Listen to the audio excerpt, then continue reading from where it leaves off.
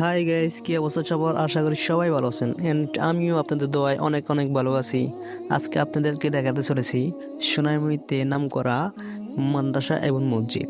তো আর কি, আপনারাও আমাদের সাথে দেখুন আর উপভোগ করুন। তো চলুন দেখা যাক।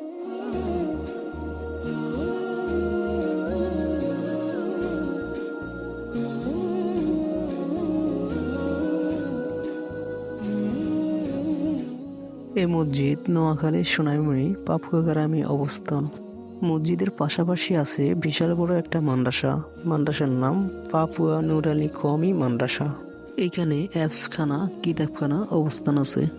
এখানে অনেক দূর থেকে ছেলে মেয়ে এসে পড়াশোনা করে, যেমন কুমিল্লা, লাকসাম, ফেনী, চাঁদপুর, এমন এমন জায়গা থেকে ছেলে মেয়ে এসে পড়াশোনা করে। তো গাইস, আজকে এই ফুদিন তালিক কেমন হয়েছে কমেন্টে বলে যাবেন।